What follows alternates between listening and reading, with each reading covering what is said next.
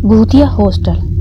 सिमर को अपनी किस्मत पर रश्क हो रहा था कि आज वो फाइनली अपने मनपसंद हॉस्टल में शिफ्ट हो रही थी। आज वो बहुत खुश थी क्योंकि वो एक छोटे से कस्बे में रहने वाली लड़की थी। उस जैसी लड़की को मैंडरली हॉस्टल में जगह मिलना नामुमकिन सा था क्योंकि मैंडरली हॉस्टल बहुत महंगा होने के साथ साथ बहुत मशहूर भी था। और सिमर फाइनली आज हॉस्टल में आ गई थी। उसे सब ख्वाब जैसा लग रहा था। उसकी सारी फ्रेंड्स ऑलरेडी वहाँ थी। हॉस्टल वार्डन ने उसे बताया कि उसका रूम थर्ड फ्लोर पर है। सिमर अपने रूम में अकेली ही थी। जब वो रूम में आई तो उसे अजीब सी बेचैनी महसूस हुई, जैसे कोई उसे देख रहा हो। रूम की हर चीज़ उसे यही एहसास दिला रही थी। अपनी बेचैनी को दूर करने के लिए सिमर ने अपना सामान सेट करना शुरू कर दिया।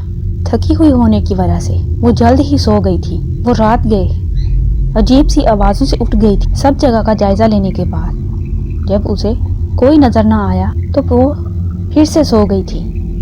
दिन गुजरते गए और सिमर की बेचैनी बढ़ती गई। उसके साथ अजीबोगरीब वाक़यात होने लगे थे। कभी दरवाजे अपने आप खुल जाते और रात गए लोगों की आवाज़ों का आना।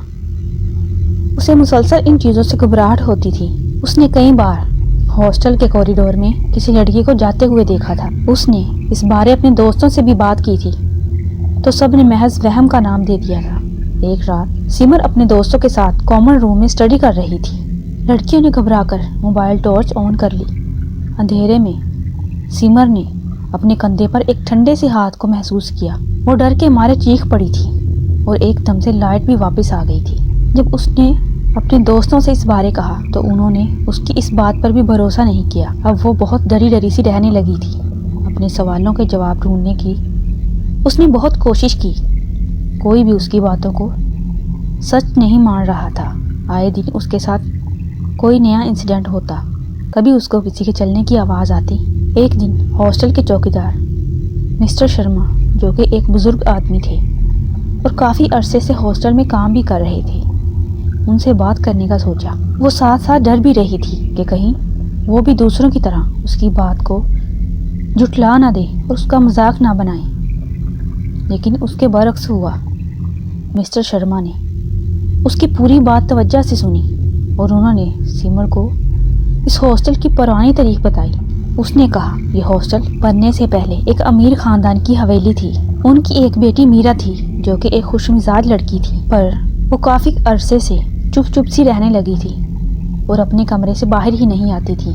उन्होंने बताया कि लोगों ने मीरा पर इल्ज़ाम लगाया कि वो काला जादू करती है, इसीलिए सबसे दूर दूर और अकेली रहती है।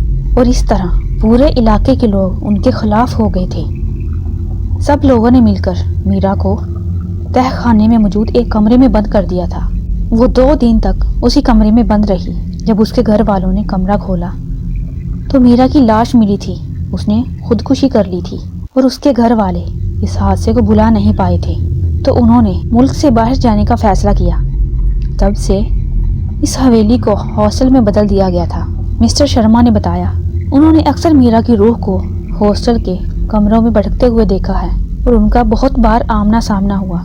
उन्होंने बताया कि मीरा किसी को नुकसान नहीं पहुंचाना चाहती थी, इसलिए तुम्हें डरने की ज़रूरत नहीं है। सिमर अपने कमरे में वापस आ गई थी। अब वो दोबारा किसी भी गैर मामूली इंसिडेंट से नहीं डरी थी, बल्कि वो मीरा की रूह से बातें करने लगी थी और उसे मीरा से हमदर्दी होने लगी थी। और इस तरह सिमर ने मैंडरली हॉस्टल में रहना भी जारी रखा और उसके बाद मीरा ने किसी से भी इसका जिक्र नहीं किया था। अगर आपको मेरी स्टोरी अच्छी लगे तो मेरे चैनल को ज़रूर सब्सक्राइब कीजिएगा।